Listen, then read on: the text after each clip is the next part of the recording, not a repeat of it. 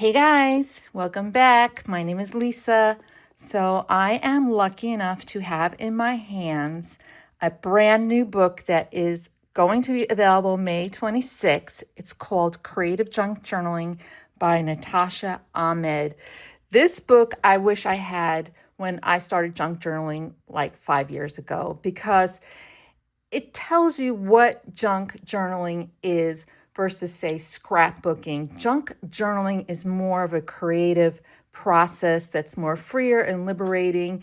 And this book encourages you to use what you have in your home. It does not encourage you to go out and buy paper pads and stickers and ephemera and etc. It encourages you to use what you have and what you collect in your daily life. So it is a beautiful book. I actually read it cover to cover.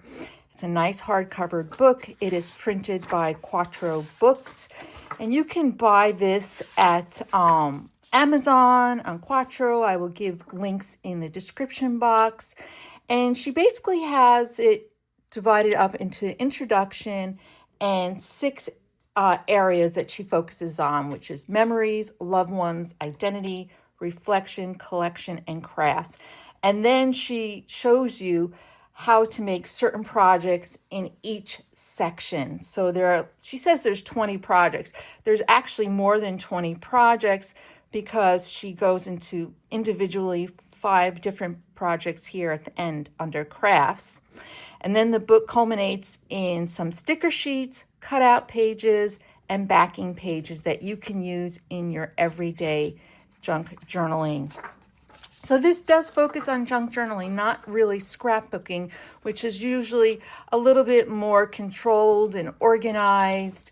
Junk journaling is more, I'm going to say artsy, and you use your creativity, which a lot of times, people stare at the blank page and it's like, what do I do? And that's how I was when I started, because there's so much overload on the internet of what can I do? What can I make? And you end up sometimes just doom scrolling or watching tons and tons of videos and not doing anything on your own. So you have to break that cycle. And I think this book really does that. And I've been junk journaling for about 5 years now. And this book is great for me because it gives me a lot of prompts and inspiration and different projects to do when I'm feeling like in a rut, like what can I make? What can I do? So she starts out with the basics, like what kind of materials you need. And she really stresses throughout the book, use what you have in your home. You have glue, you have labels, you get ticket stubs, you get receipts, anything that you might have and acquire. You have also like magazines and, cutouts and paper cutouts and flowers and anything. So that's what she talks about here. And here she gives examples on what to collect and then more things to collect. So I really love these 2 pages. I love personally junk journaling with napkins, old letters, ticket stubs, stamps. I have a huge collection of stamps, concert tickets, boarding cards, postcards, photo strips. I actually want to start doing more journaling with my photos. So here is just a quick list of everything. She talks about photos, and even if you don't have a printer, what you can do. Because you can always get photos printed at a store, or you can just print with sticker paper. She talks about how to print on sticker paper. And then she talks about colors and patterns, all that good stuff. And then organizing your pages. And I found this idea to be really helpful of having a background, your focal point, pieces of ephemera, and washi tape. She loves washi tape. What kind of book do you want to use? This is more into digital junk journaling, which I don't do. I mean, I do some digitals for my thumbnails, but that's about it. But if you're a digital person, she gives a lot of hints in this book on how to digital junk journal. And here's some more stuff she talks about right here. I'm kind of like bouncing back and forth, but she's collecting stickers, embellishments, embellishments, embellishments. which would be like anything with texture, like ribbons, stamps, sequins, metallic studs, stuff like that. This is more on digital junk journaling. And then her advice to you as the junk journaler. And the bottom line, she says, just have fun. Just have fun and create. So then she gets into her 6 chapters, and the first one is memories. And she starts out with a very simple project, which I actually have never done this. It's just document a day in your life. And what I love about the book is all the illustrations that are in here. It's just very cozy and very motivating. And here's like her spread on documenting her daily life. Another thing I skipped over in the front, she does talk about the book you choose. Choose a journal. It could be anything. It could be a notebook. It could be a grid notebook. It could be, a composition book. Choose something that you want to work in. The size, the shape, the feel that you want to work in. So here she looks like she's just working in a doc grid journal, and she's documenting her day in her life. So that's the first project. The second project is seasonal, and she goes into documenting holidays, all types of holidays, from Halloween to Christmas to Hanukkah to 4th of July. And she does give examples throughout the book of her spreads that she does in her journals. So we're still in the memory keeping section. I'm going to go through this a little bit more quickly because there's so many projects. There's so many different ideas. Here's one on travel. And then one if you love your pet, which you guys know I love my pet. I document my pets in my videos all the time, especially Levi, my cat. So she documents her cat. And then she goes into the next chapter, like what else is really important to us in life, our loved ones. So she documents her relationship with her husband and her family and friends. So that goes on to these other projects. I love how this book is arranged. It's very revealing too, and very open into this person's life, which I find very, on a personal level, is fantastic and very interesting. She gives you ideas on how to do different spreads. And then the next chapter is on identity. She talks about creating a mood board. She says the difference between a mood board and a vision board. A mood board focuses on one certain theme, where a vision board creates a plan for the future. So this is her mood board.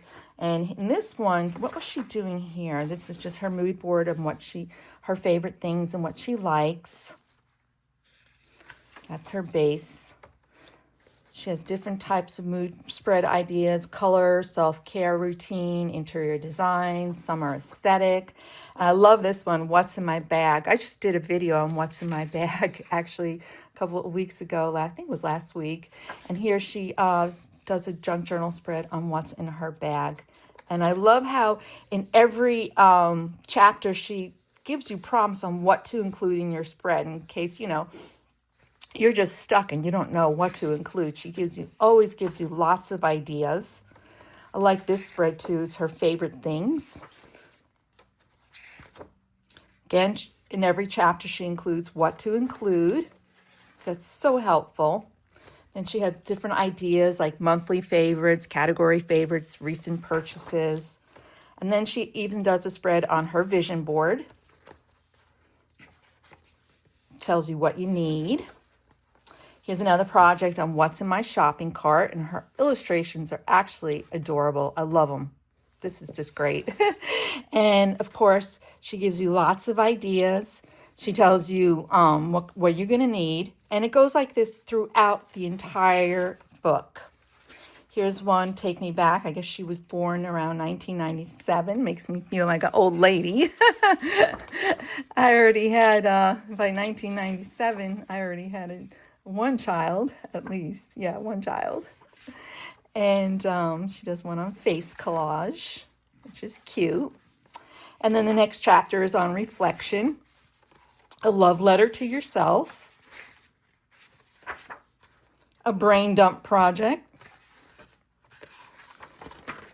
Again, she's going to tell you things that you can journal about and the supplies you're going to need and even how to get started. And this is why I wish I had this book when I was young, starting out in junk journaling. Because I needed more structure instead of watching a ton of videos and kind of winging it and doing, different projects, some of them with no rhyme or reason, but just experimenting. A lot of times I felt lost. I was just like, okay, this is overwhelming. I have all this stuff, all this ephemera, all this stickers, all this paper. What do I do with it all? So if you have that, maybe this would be a perfect book for you. This one was cute. She talked about picking a color theme and doing a journal around a color. And she goes into her process. Here's another one, all the cards. What she does with her ephemera after she collects them. It could be, hotel key cards. It could be tickets. It could be loyalty cards, stuff like that, and how she made her spread. Again, she's going to tell you what you need to do for your journal, like what you're going to need to journal. So kind of a lot of times this book takes away the guesswork, like, well, what should I include? This project 20, this is what I've mainly been doing over 5 years, tons of botanical journaling. So I need to break out of this and do other types of journaling. I'm glad she did a whole chapter on it because, flowers and mushrooms and, butterflies and bees, it's all very popular stuff, very pretty to look at, very nice to arrange on a page. And this is, I believe, the last chapter, the crafts. And here she's going to go into 5 crafts here. Yeah, 5 individual crafts. She goes into personalized stickers, and she even tells you how she makes her stickers with sticker paper. She gives you ideas. She tells you how to make it. You're going to need some kind of, program to do this, either Photoshop or Canva. You can maybe even do this in Word. You have to create a PNG file. This is really very slick, very short instructions on how to do. So for some people, this might not be enough, but you can always Google it and figure out a little bit more. She does concert ticket craft and how she made her spread with concert tickets.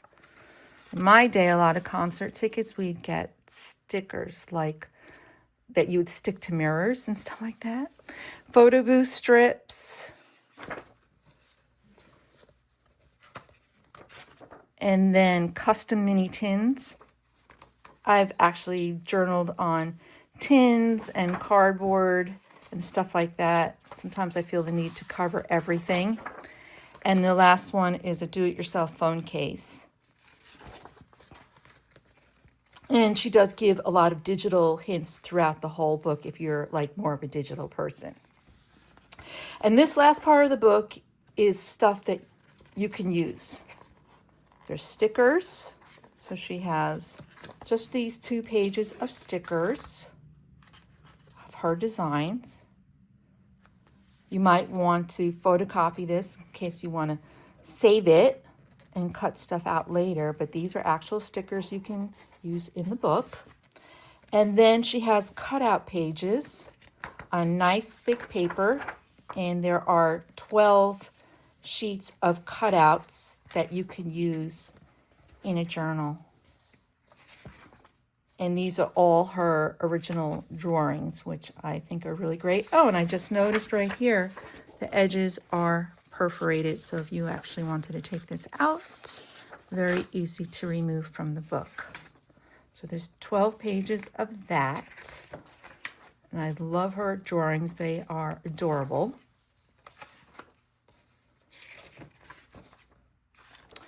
And then after these pages, so there's quite a few. I said there was 12. There's definitely 12. And all these things she used within the book. So you can look back on it. And then she has 9 pages also perforated of backing paper designs to use in your backgrounds. And then you can journal on top of it, collage on top of it. Do whatever you want, any kind of spread. So it's very pretty and lots of ideas. Lots and lots and lots. So that's really just a quick rundown of this book.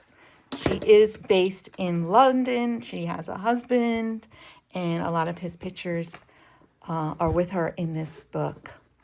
So it's called Creative Junk Journaling. It is available on Amazon for pre-order, and it gets released May 26. And I will leave the details and links down below in the description box.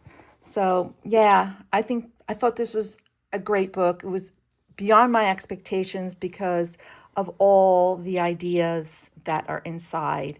And I really appreciate that this person is not telling us to go out and buy things to junk journal with. You do not have to go out to buy supplies, papers, stickers, whatever. Use what you have at home. Use what you find, in stores and restaurants, in your daily life. And I love how she incorporates it into all the very many projects in this book. All right, guys, let me know what you think. I will see you all in the next video. Have a great one. Bye.